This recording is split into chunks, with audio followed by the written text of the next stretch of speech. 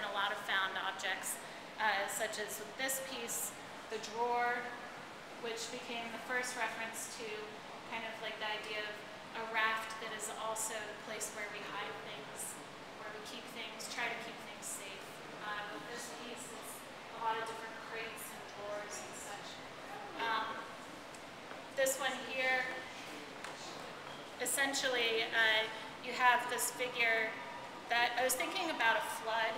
I was looking at a lot of images of floods and houses that are flooding, and you have all of these parts of the house that are floating around.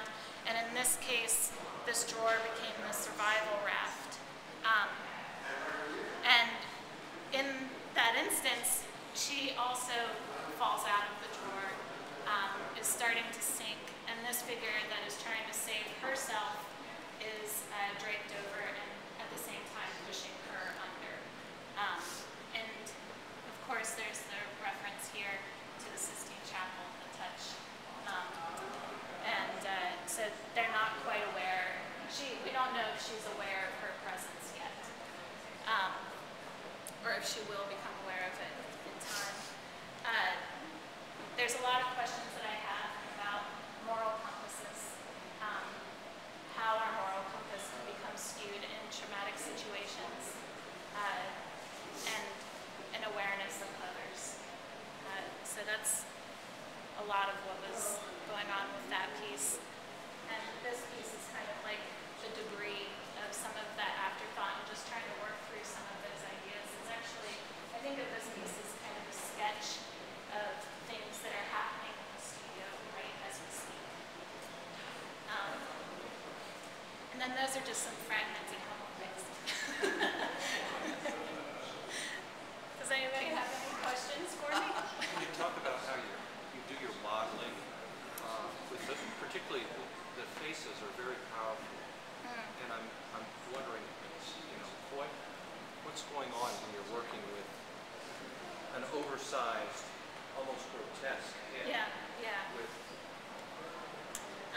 Well, one thing that I do like to play with in playing with the features of the Hummel and the monument and making them more grotesque to show that inner burden. I'm also being pretty cognizant of the idea that I want to hide a lot of the specifics of their age, of their gender, because it's really about the pain. And so in swelling a lot of those features, I noticed that happens naturally. And I really tried to let that be probably the most intuitive part of my process, is when it comes down to the faces. And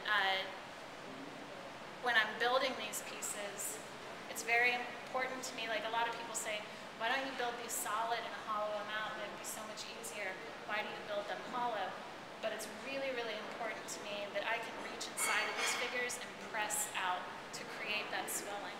And so when I'm building the face, it's like this constant motion of pressing out the cheeks until I really have that volume that I'm wanting.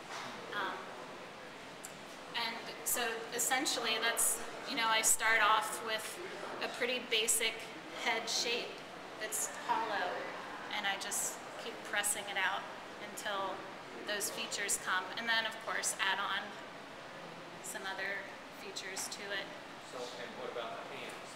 Because the hands similarly are very powerful and very present. Yeah, they're hollow also, actually. I build the hands out of like 2 pinch pots that I'll put together, and so they have a very swollen sort of feel to them. And then the fingers are just, they're coils, but I make sure to make them nice and fat. And there's parts that, like, one thing I'm trying to do is keep these lines between like the familiarity of these characters, but not being able to place them, so they have a bit of an uncanny feeling to them, because you don't know how to place their gender, you don't know how to place their age, you don't know how to place who they are. A lot of people are like, oh, the person is familiar, I'm like, well, I'm referencing a lot of familiar things.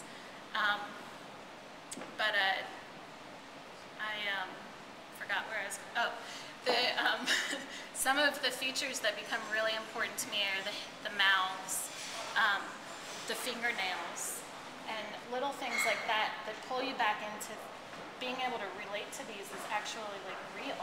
You know, when you see them, they're kind of cartoony, like old political sort of figures, and then you get up close and it's like they have fingernails and they have creases in their lips, and then these baby doe-like features that are like between jowls and baby cheeks. So it's, yeah. Process of firing.